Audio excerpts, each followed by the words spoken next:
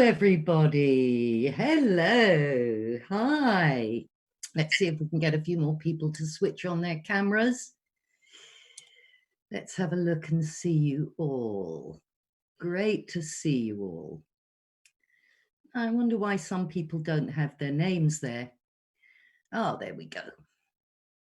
Good. So Nazleel is the one person we're waiting for. Hello, Nazleel. Oh, and Ali. See who else have we got? Some familiar faces and some not so familiar faces. Well, let's get cracking. It's past, and anybody who arrives after this is going to miss the opening. So for those of you who I haven't worked with before, and I can see a few, my name is Laura Spicer. Hello to the people who I know really well. And tonight we are going to be talking about my pet passion, which is how you can get your voice really working for you. I've been working in this field for a very long time, and 35 years at least, which tells you I'm really quite old. And in all the time I've been working with different people on their voice skill, I've gathered so much information about what works. So the first thing I want to share with you today is that the way I teach voice is not like any other voice trainer that I've ever come across. In fact, I've worked with people who've already had voice training, and it's still completely different because I have a different perspective. And today I'm going to introduce you to that perspective. The way I like to work is kind of reverse engineering. So I am not training people to have a gorgeous voice, although I think that's lovely. And we all need to have a voice that is enough pleasant to listen to that people will listen to it. But it's really only the tip of the iceberg. And I put a post on Facebook the other day to ask people, if you, in less than 8 words, what would you say about your voice? And lots of people answered, and some people said, I believe my voice is very soothing. Some people said, I think I have a great hypnotic voice. Some people said I have a very wide pitch range. There were all sorts of comments. But what nobody said is the thing that most interests me. Nobody said, I have a thoroughly flexible voice that can be the right voice for the circumstances and the situation so that I get the result that I want. And that is the way I like to work. So tonight is a little taster. We've only got an hour together, and I don't know, I guess you're all used to Zoom now, but Zoom sessions go really fast. So we're going to squeeze in a lot in the hour. And at the end of the hour, well, before we get to the end, we will have a Q&A. So if you've got some burning question about something that you want to achieve with your voice, you will have a chance. But I want to take you through a few ideas to start to get you thinking about this incredible tool that you have. So if I say to you, what's your voice for? Maybe an answer pops up into your head. If I said to you, what are your legs for? You might say, well, my legs are for walking. But then I would want to add, and kicking, and jumping, and hopping and skipping, and maybe even wrapping round your lover. You know, legs are useful for lots of different things, and so is a voice. So if you think that your voice is wonderfully soothing or rich and strong, that's great. In fact, every voice is useful somewhere. But just like behaviors and strategies, there isn't a one voice that is always going to do the job and get you the result you want. So to me, the thing that is really key in the training that I like to do is to broaden the flexibility of what you can do. And in order to start thinking about that, I want to ask you a question. Where did your voice come from? What is this thing? How did you get it? Just have a think about that. You were born with a voice. You could do that right at the start. And you know something? Your hearing is the first sense that develops in the womb.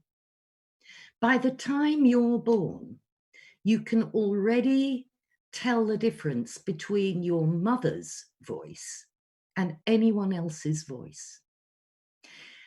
Before your eyes can focus, you can distinguish whether a voice is soothing, playful, angry, stressed. Tiny babies respond to voice tones. So you come in from the get-go with some abilities. And then in that space of time, between the time that you're born and the time that you learn vocabulary, you begin to hone your listening. And I don't know if any of you have seen that wonderful YouTube video of a pair of, I think they're about 1 year old, they're a pair of twins, and they're pretending to have a phone call with each other. And there's not one word of vocabulary that goes between them. But the tones and tunes are beautiful. And in fact, what you can tell from the tones and tunes is how their parents talk on the phone, because that's where they picked it up from. So what happens to us is we start to listen to the tones and tunes, and we start to make sense, emotional sense of what those tones and tunes mean. And then we learn words. And as we learn words, we start to pay conscious attention to the words themselves. But the responses to the tones and tunes doesn't go away. It stays, and it's unconscious. Now, most people, for example, when you're giving a presentation and you stand up in front of a group or appear on a Zoom call, if you ask them about their impression of you, they might be able to tell you a bit about the sort of clothes you were wearing. So if I was wearing a raggedy t-shirt and I looked like I was, just hair all over the place, just come back from a dog walk, maybe a bit bedraggled, you might notice that you notice that. But with a voice, people don't really notice that much. And what's so cool about that is because it's unconscious, it is super powerful. That means that by adjusting the tones and the tunes that you use, the energy that you put into your voice, how you use your physiology, and the emotional state that is coming through those tones and tunes, and they're working on your listeners unconsciously. And to me, that means, wow, I want to know more about how that works. Now, I don't know about you guys, but I have watched people give talks and presentations where the material's super interesting, but it's delivered so boringly that I want to click away or I'm going to give in. Any of you noticed that? And I can tell you that I've also witnessed presentations that are actually boring. I've trained quite a few executives to deliver, for example, their financial results. And as far as I'm concerned, it doesn't get a lot more boring than that. But you know what? There is a way to deliver that information so it becomes fascinating. And all of that is done with the tones and tunes. So on my sessions, either one-to-one, whoever they're with, whether they're with business executives or other NLP practitioners, for those of you who are not NLP practitioners, I am an NLP consultant, that's neuro-linguistic programming, and I do work with people on all sorts of issues. But my main talent, I've got to say, and the thing that really lights me up is when I can work with somebody on how they communicate through the tones and tunes. So when they've got the language patterns and they've got a great message, they can deliver it so that they get the responses that they want. And there's an expression in neuro-linguistic programming. We sometimes talk about the elegant solution. And that's an engineering term, which is to do with when you have an equation which is balanced. If you change one side of the equation, it affects the other side of the equation. And the elegant solution is when you can do the smallest thing on one side and have the greatest effect on the other. And what I've discovered from my work with people and their voices is that just with a small investment of your time and attention, maybe a little bit of money, but that investment of your attention pays massive dividends.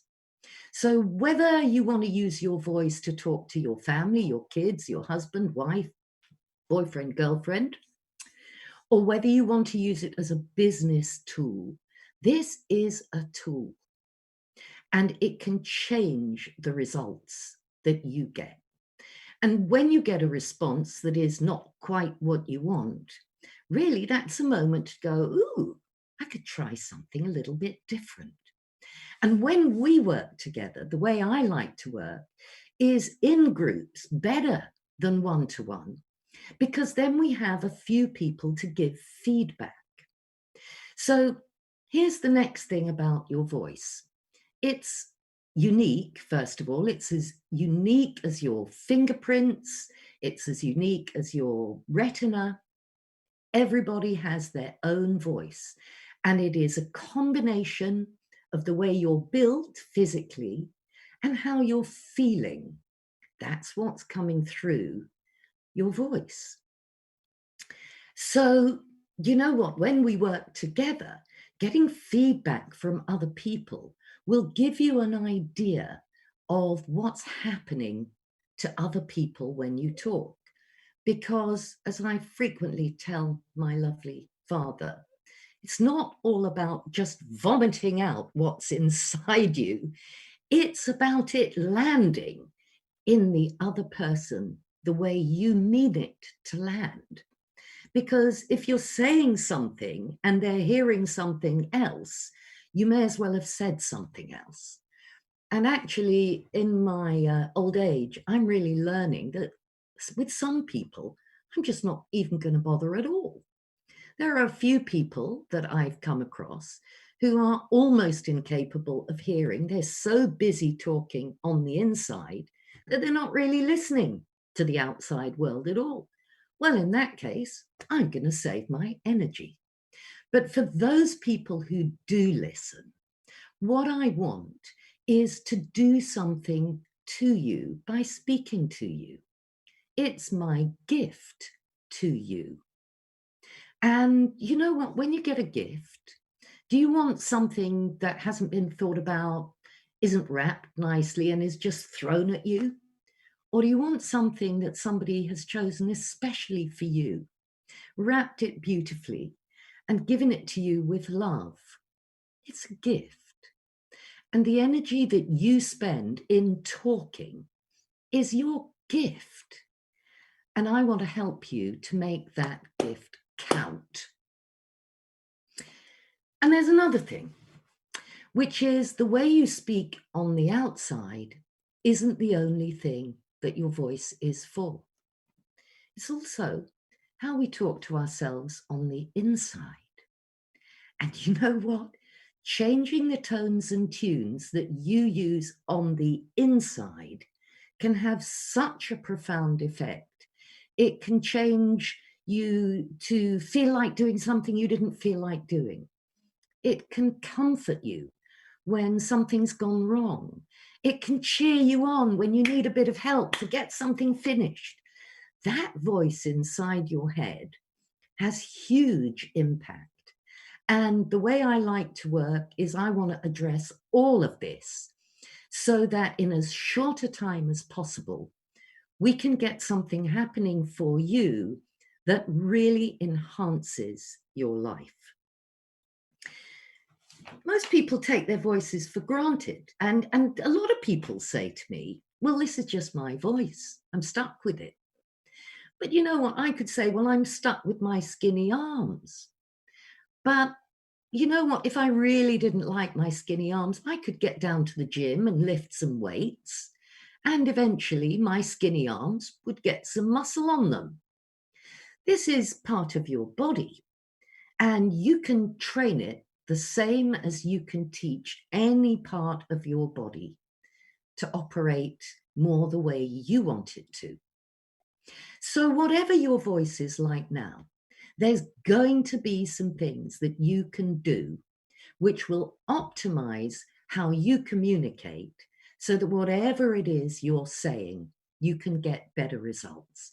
And that is the focus of my work. I think it is applicable to absolutely anybody. I think it's particularly applicable at the moment.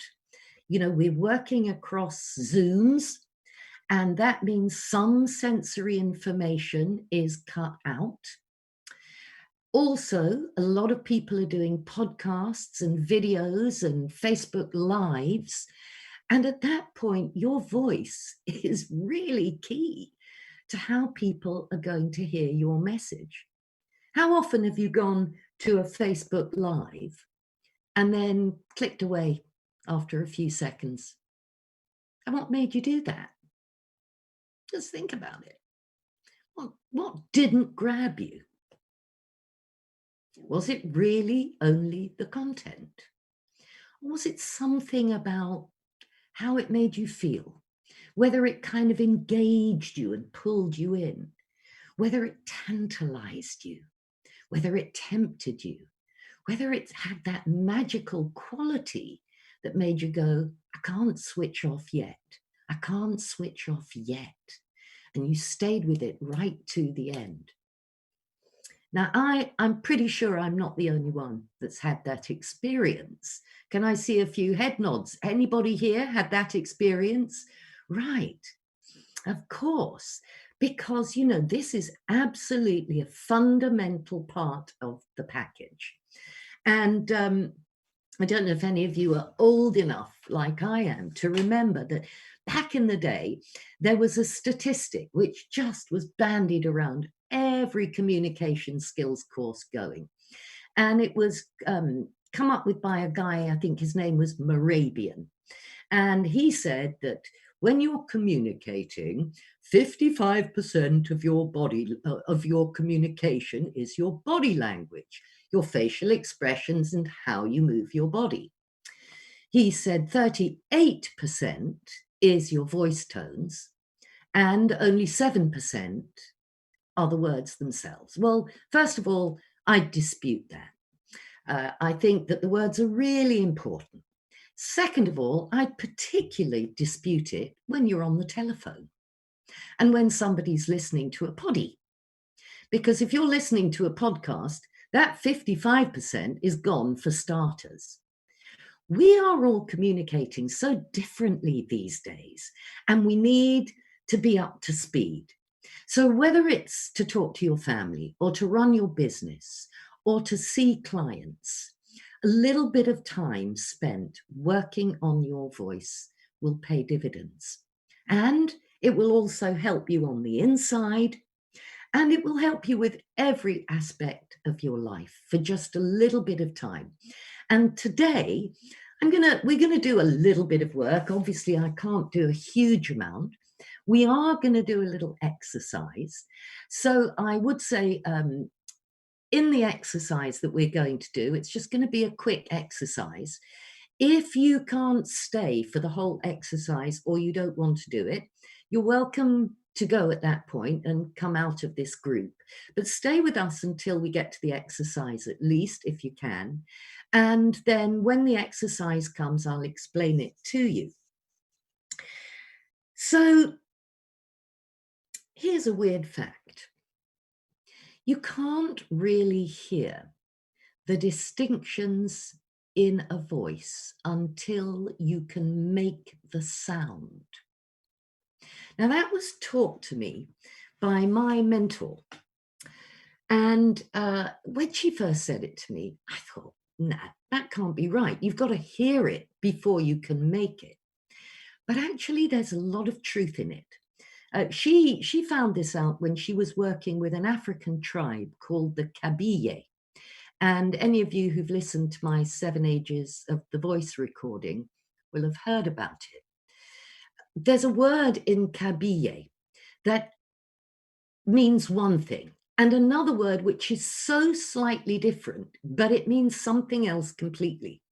And the whole tribe always laughs at the children for making the same mistake, which is they can't make the distinction yet and they can't hear it. But the day they learn to make the new sound is the day they can hear it. Once you can make the different sounds that your voice is capable of, the other benefit of this work is you can hear what other people are saying with many more refined distinctions. Because once you can hear where a voice is getting blocked, which muscles are working more than others, you can really tune in to the state of mind or the mood that the person who's speaking is speaking from. And this is where sometimes it goes wrong. And there are only 2 things that can really go wrong. Let me see if I can do a little screen share here. Let me share this and let me go on to the next slide. How do I do it?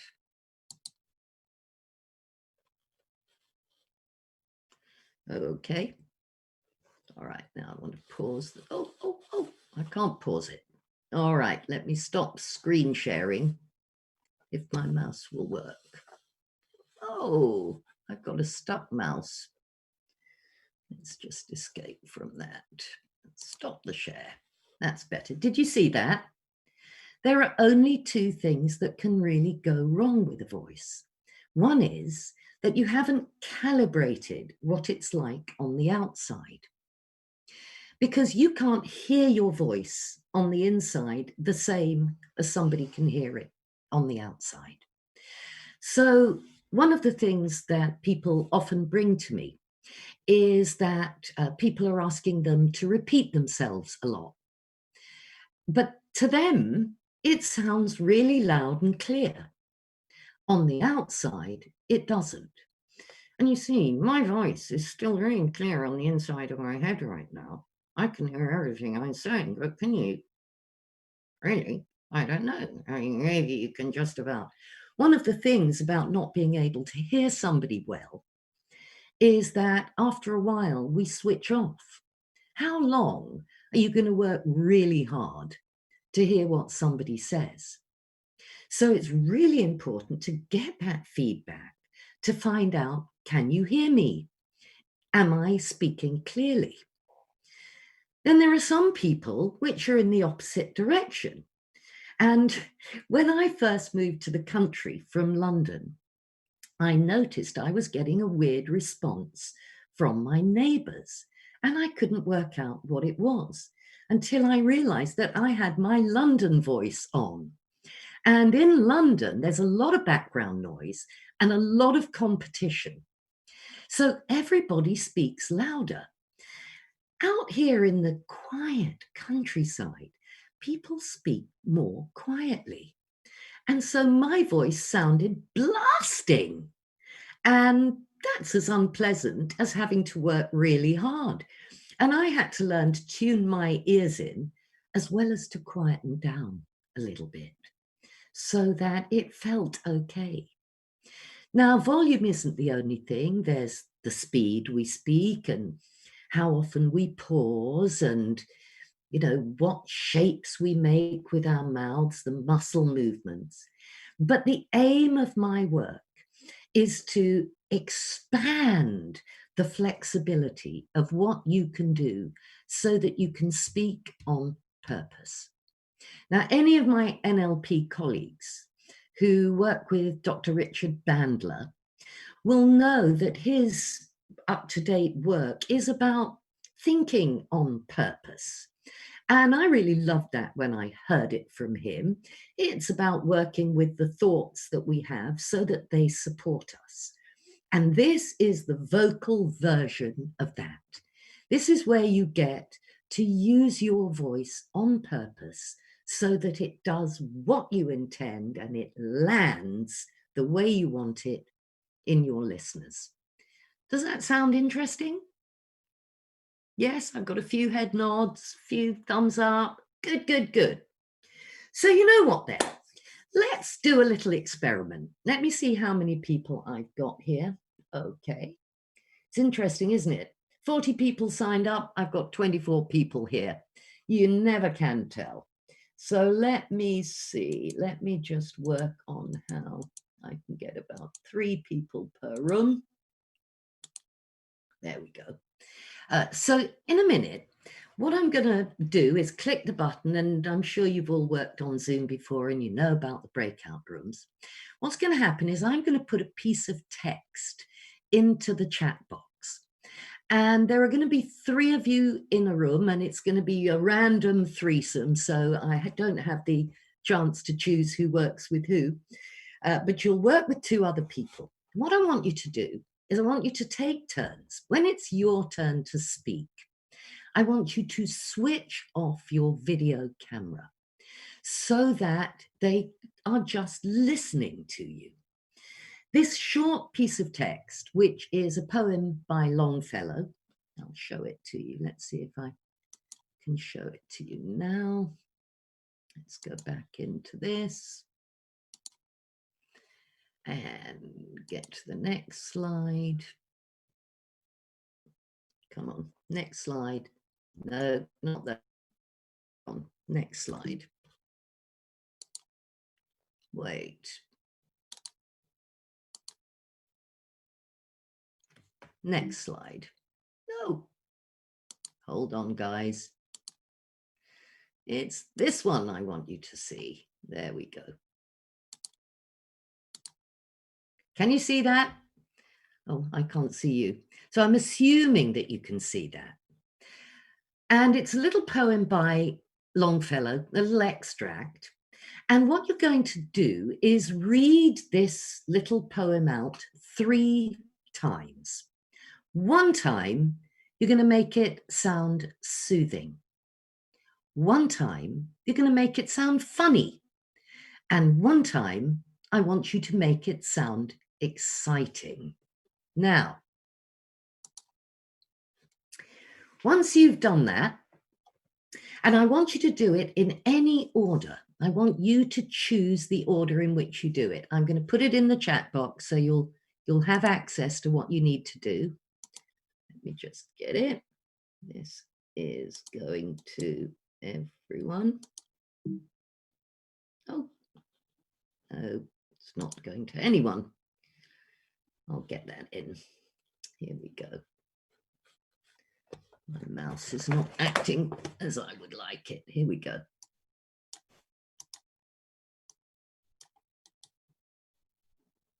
Copy and paste and give it to everyone.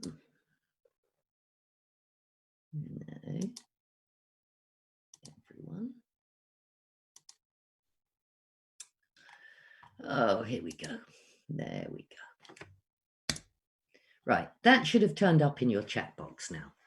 So the idea in this exercise is you mix it up. You mix up soothing, humorous, and exciting, and you do it in any order that you choose. When you've read out the text 3 times in these 3 different ways in an order of your choice, you put your video camera back on and let the other two people tell you which order you did it in. Now, there's a lovely assumption in NLP, which is called no such thing as failure, only feedback. So whatever the people say to you, it's not a failure, even if they can't tell the difference between them. It's just feedback. I had one guy on a course once, and I loved it. He did this exercise, and every time he tried to do serious, I gave him a different set of criteria. And every time he did serious, people thought it was funny. And here's the cool thing. Once he knew how he sounded funny, he could really use that. And he started to make his clients giggle, and everybody liked him more, and his wife was much happier. Everyone was happy. He'd just calibrated it wrong. Sometimes we just don't realize the effect our voice is having. And that is why it's so useful to work with other people. Because once you're in a group, they can give you the feedback and then you find out. So you're going to find out in this exercise whether you're doing what you think you're doing. That's number one. And my advice is to do it playfully. You know, all work is better done playfully. You'll get better results if you don't take yourself too seriously. Just give it a go. It doesn't matter if you don't do it right. It doesn't matter if you don't like it. Just do it and see what happens. I'm going to give you a couple of minutes to decide who goes first, second, and third.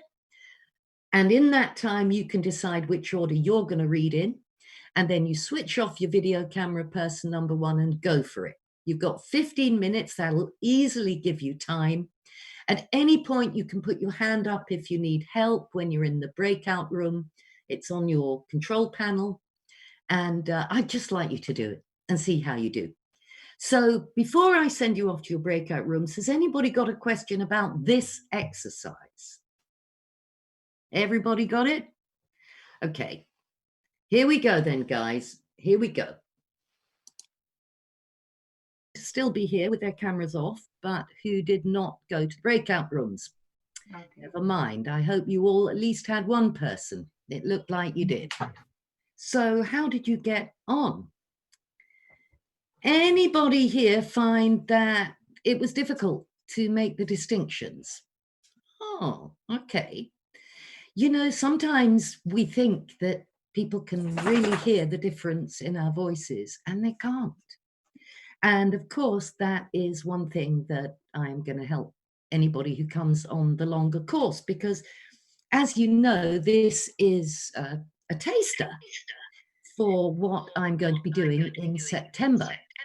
And in a moment, we're going to take some questions and answers. But before we do that, is there anything that any of you would like to say about that exercise? Any questions from that exercise, or any thoughts, or any gold that you already... Oh, I have an echo, do I? Me, Laura, Kathy? Where are you, Kathy? I can't hear you. Unmute yourself. Yes. Yes, Laura, you're having echo now. Do I now? Let's have a look here. Oh. It might be just if people aren't muted and your voice is coming through their computer. So if everyone mutes themselves, it should be okay. Hold on. It The should be echo okay. disappeared when we all muted ourselves again. Do I have an echo now? Thank Nope. you very much for the feedback. No. Good. That's great. So does anybody here want to say anything about their experience in the exercise? Yes, Maria. Yes. It was super fun. It was, and especially since normally we look at each other, and then when we had to turn off the camera, and I felt I was so leaned forward, you know, into the computer to like really listen to every word, and I got it, and it was, before we started, I even told her not to speak like very super fast, you know, since English is not my mother tongue and she has an accent, beautiful one. and we did it, and we laughed, and it was so much fun, and we just decided that this text is something actually worth practicing more on. Read it sadly, read it happily. This Oh, is good. great. Thank you so much. Oh, you're so welcome. That's a great little exercise just to find out, am I making the impression that I think I'm making? That's about the calibration. And of course, the other thing that goes wrong for people is when they're in a difficult emotional state. And one of the things about your voice is that stress really affects your vocal tract. It takes less than a 300th of a second. That's pretty much instant for adrenaline to hit your vocal tract. And what it does is it stiffens it. Now, from an evolutionary point of view, that is quite useful, because if you're in a fight or flight situation, you want your vocal tract not to be so expressive. You don't want to give away your emotions if you're about to have a fight with somebody. So some people's voices get much more monotonous when they're stressed. And one of the things that we'll certainly be doing on the 6-session course is, how do you undo that? How do you change the sound of stress? Some people sound more monotonous. Some people sound more high-pitched. That's one that I think we all recognize too, isn't it? When you hear somebody that normally sounds perfectly deep toned, and suddenly their voice goes up about 3 octaves and they're telling you, don't do that, leave me alone, whatever. So, we do need a way of dealing with the effects of our emotions on our voices in case our emotions aren't quite appropriate. But ultimately, what I want for you is for you to be fully congruent, which means that your body language, your voice tone, and the content all deliver the same message. Because when you're doing that, then your message is much more likely to land in your listener. So, any other comments from this exercise? Yes, Linda, unmute yourself. Hi, Laura. Hi. Thanks for that. That was really interesting. I found Kathy's feedback really interesting with the excitement bit, because I felt that I was coming across as really fake, Right. and she didn't feel that way at all. In fact, I think she felt I could have exaggerated more. Yeah. So that's really useful feedback. Yeah. You would be surprised how expressive you can get before it's too expressive. And there is too expressive. So you don't want to go over the top, but sometimes you need to work with somebody and go, well, if I do it even more, does this sound over the top? Because once you can feel it in your body and hear it as a feedback loop and get the feedback, your brain will reset. And so then it becomes easy to sound more exciting when you need to without feeling fake. I'm really into authentic. I don't want anybody to be faking it. I can teach you tricks to fake it, but that won't be what we're doing on the course. I want it to be really authentic. And so it involves feeling excited. Let's start there. And then when you're feeling really excited, once you get the calibration right and you know how it's landing in the other person, then there's a whole feedback loop that can happen, which means that it permanently fixes in you what you need to do to convey that emotion. So I'm so glad you brought that up, Linda. That's very useful. Thank you. Yeah, really interesting. Thanks.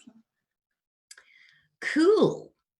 So we are going to do a quick Q&A in case anybody here has a particular question, especially if it's got to do with, will you be doing this on the course or that on the course, or it can just be something that you want to know here and now. On the 6-week course, I'm going to be trying to cover as much as possible, but I can't cover everything. But it will be all the basics. works. And I do promise, if you decide to join me on that course, that you will come out of it with a whole new toolbox, a whole new set of skills, and it will help you to do whatever you want to do more effectively. So I hope that at least some of you will join. I'm not going to run it unless I can get 10 people in the door. And so I hope that at least some of you will decide to join me for that.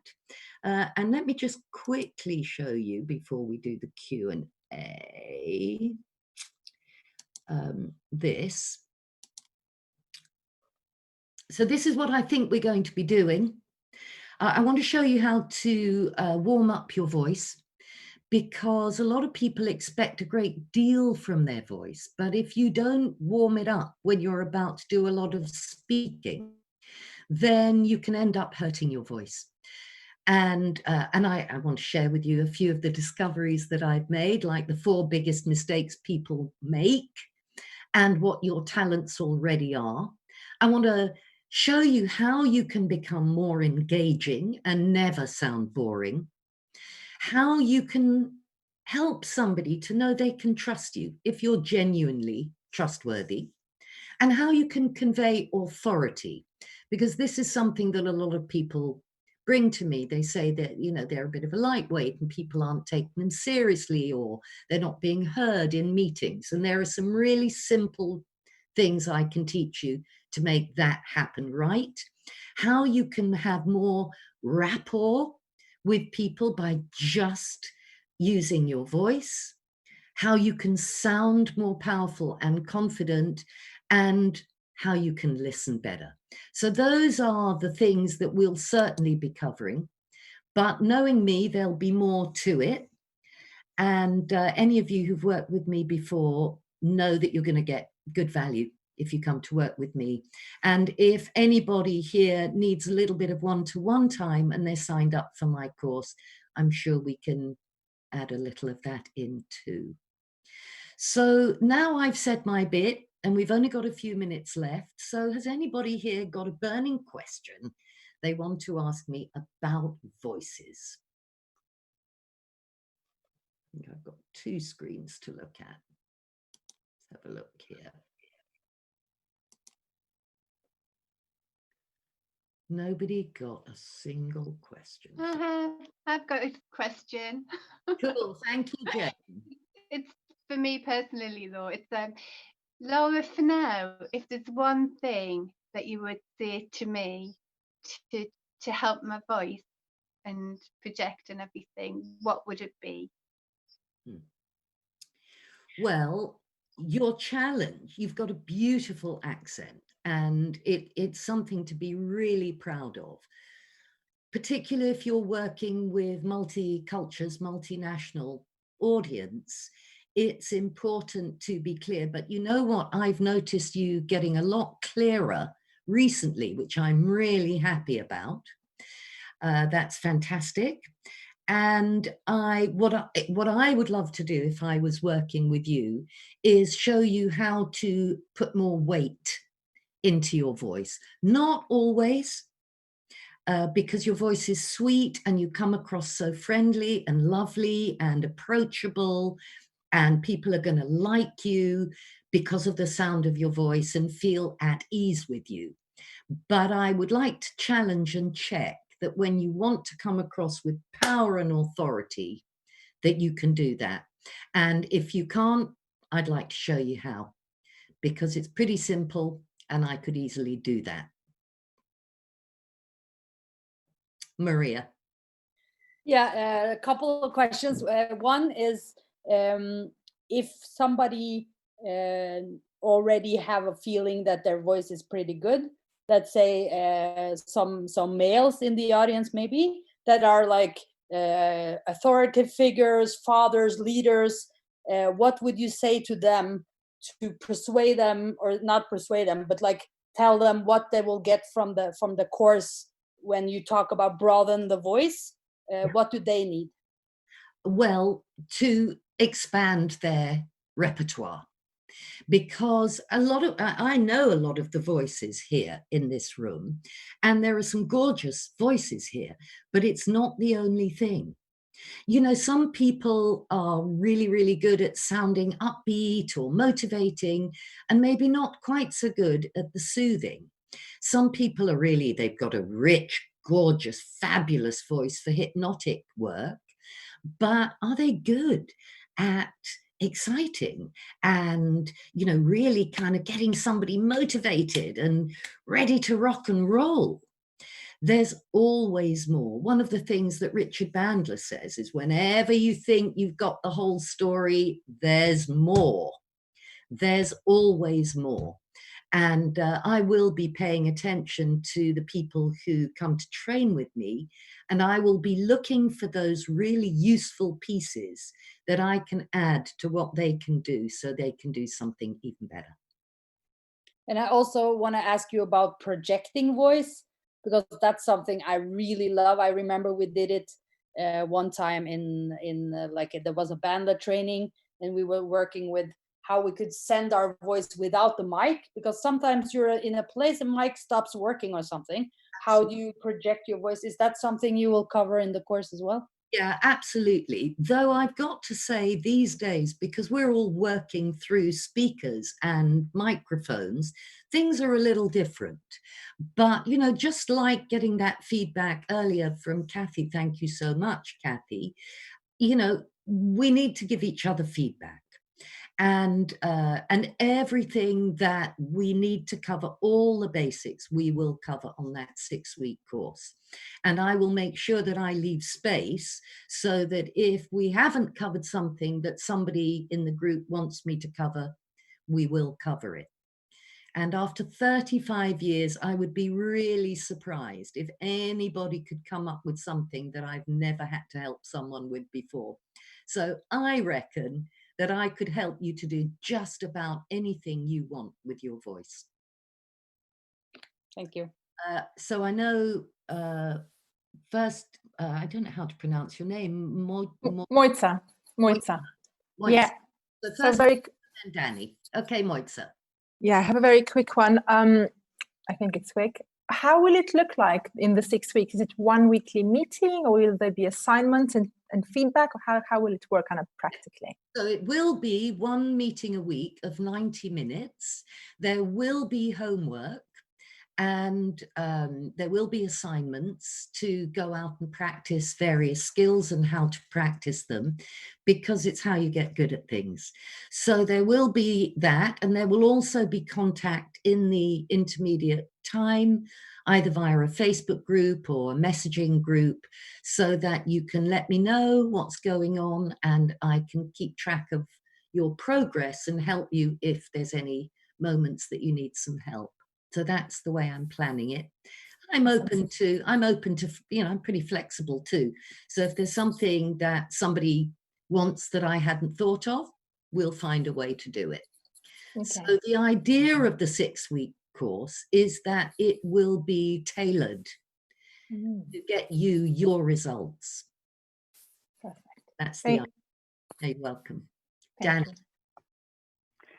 Yeah, I'm interested in vocal stamina, because if you have to talk for hours and hours, and I've had to do that, and I always have to have water and cough drops, and I do some exercises as well, but I would be interested in what else I can do. Sure. Well, water's really important. And if you've got a big thing going on the next day, what I would recommend is that in the day before, that you drink a lot of water. So that if you're drinking a lot of water while you're speaking, you're going to have to keep taking breaks to go to the loo.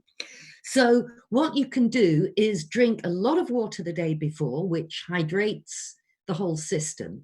And then on the day itself, to have a warm drink to sip, because that warmth over your vocal tract keeps it moving very flexibly. But the other thing is, if you're using the muscles really correctly and you're supporting your voice with your breath fully, your voice is far less likely to get tired. But I've done a lot of work with teachers who often bring that particular issue to me.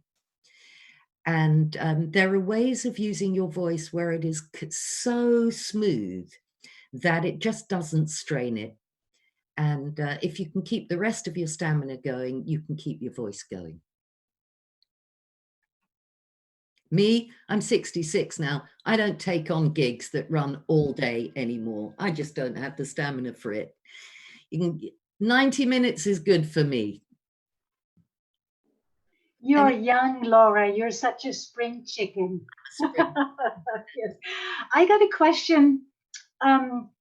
When you are not a native speaker and you're having an accent like I do, I would be interested in how does that sound to, how does that feel to sound and feel to English native speakers, like to English people or to people from the US or so. I don't have a feeling for it. And the people around me whom I ask are lying to me. So I would like to have an honest answer at some point. Sure. Well, just very briefly now, your English is amazing, Christine. You sound mostly American. So you've got an American accent in English, okay, and to me, and it's very clear and very pleasant.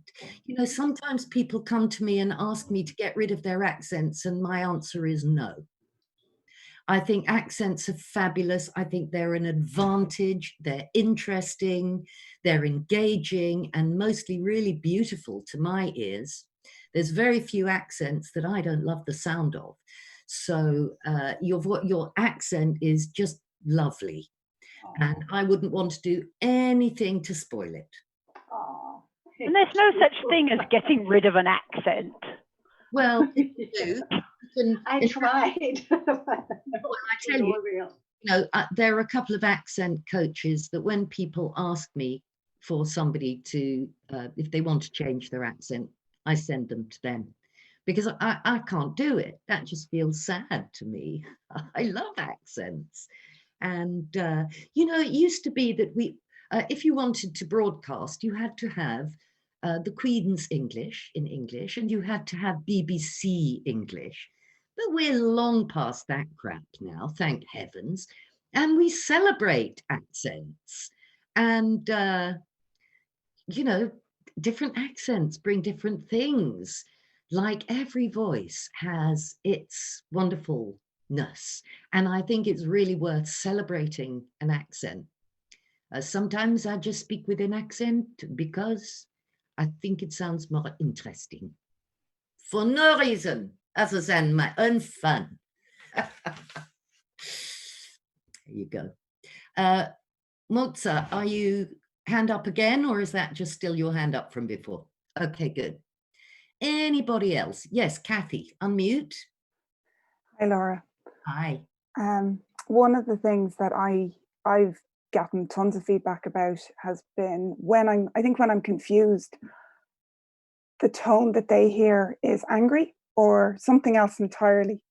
And I've worked at it, but I keep getting it back, and it's more in personal settings, because in client I get all this, your tone is brilliant, but in personal settings my tone keeps coming back to me. And yeah, so what would you do with that? I could certainly help you to work out how to sound confused instead Or just get different family. Well, that's always a that seems a little extreme. the dog, and she's taken herself outside. Come on in, Freya. I'm nearly coming to take you for a walk. So yeah, I could definitely help you with that, Kathy. At this point, I don't quite know how I'd go about it. I'd need to talk to you more about when it happens and how it happens and what the feeling is inside that sounds that way. But there will be a way to do it, and it'll be fun. And once you've got it, it will just click in. so that you won't sound angry anymore. I'd need to hear you sounding confused. Well, that's my guess, is that I think I'm confused and I'm trying to find stuff out, or I think I'm